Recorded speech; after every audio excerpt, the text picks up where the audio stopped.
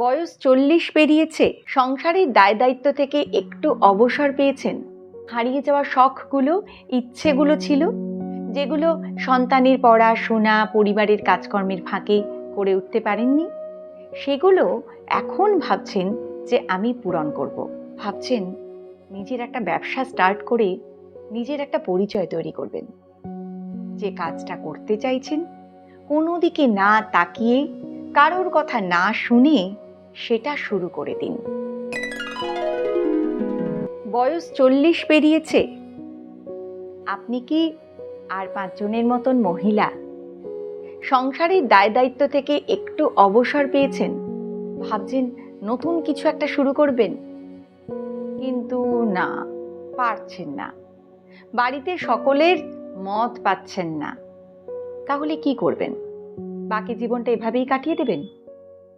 আসুন সেই বিষয় নিয়ে কথা বলি আজকের ভিডিওতে। আপনি 40 পেরিয়ে আসার পরে একটু নতুন করে ভাবতে বসেছেন, জীবন তো অনেকটা পার করলাম, সংসার করলাম, সন্তান মানুষ করলাম, এবার আমার যে হারিয়ে যাওয়া শখগুলো, ইচ্ছেগুলো ছিল, যেগুলো সন্তানের পড়াশোনা, পরিবারের কাজকর্মের ফাঁকে করে উঠতে পারেননি, সেগুলো এখন ভাবছেন যে আমি পূরণ করব। কিন্তু বাড়ির লোক হাসাহাসি করছে, বলছে বুড়ো বয়সে ভীমরতি।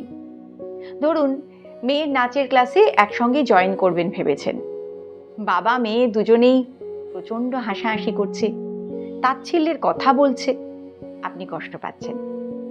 কিংবা ধরুন কোনো নতুন কোর্সে ভর্তি হবেন ভাবছেন, বাড়িতে কারোর তেমন মত নেই।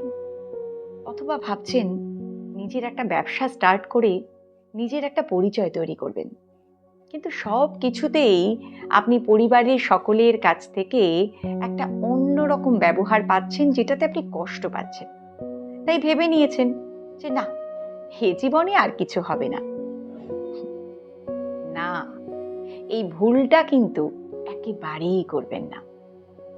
মোটেই ঘাবড়ে যাবেন না, তাই বলে রাগ বা বিরক্তিও দেখাবেন না।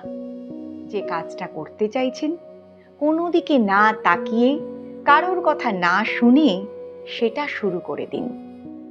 একদিন যাদের পথ চলতে আপনার সাহায্য বা মতামত লাগতো, তাদের কাছে মতামত চাওয়ার কোনো প্রশ্ন নেই।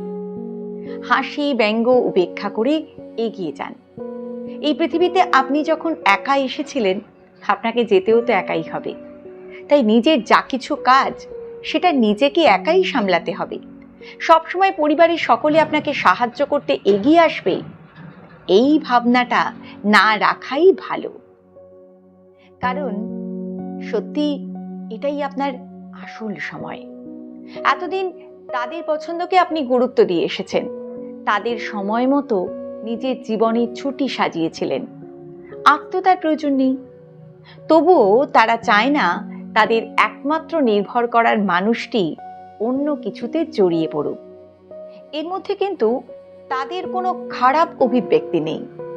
আসলে যারা আপনার উপর নির্ভর করবে, তারা তো চাইবেই যে সারা জীবন তারা আপনার উপর নির্ভর করতে পারুক। আপনি অন্য কিছু করলে আপনার ব্যস্ততা কিন্তু তাদের থেকে আপনাকে দূরে সরিয়ে নেবে। তাই তারা চাইবে আপনি আগের মতনই থাকুন। কিন্তু আপনার নিজের পরিচয় তৈরি করা, নিজের ভালো লাগাগুলোকে মূল্য দেওয়া, নিজের জন্য একটা স্পেস তৈরি করা খুব দরকার। সেটা না করতে পারলে কিন্তু আপনি নিজেই হীনমন্যতায় ভুগবেন। তাই নিজেকে নিজের আত্মীয়ের প্রিয়জনের তালিকায় রাখুন, প্রয়োজনের নয়। আপনি নিজে এগিয়ে গেলে দেখবেন ফিনিশিং পয়েন্টে গিয়ে যদি আপনি হুমড়ি খেয়ে পড়ে যান, তখন কিন্তু সেই পাশের মানুষগুলোই আপনার দিকে হাত বাড়িয়ে দেবে। কারণ মানুষ তার পাশেই থাকে যে সফলতা দেখতে জানে। মানুষ তার হাতটাই শক্ত করে ধরে যে স্বপ্ন দেখতে জানে, অন্যকে দেখাতে জানে।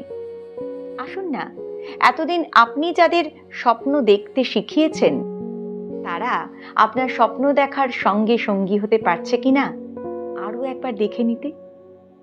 ভালো থাকুন, সুস্থ থাকুন, পজিটিভ থাকুন, বং পজিটিভের সঙ্গে থাকুন।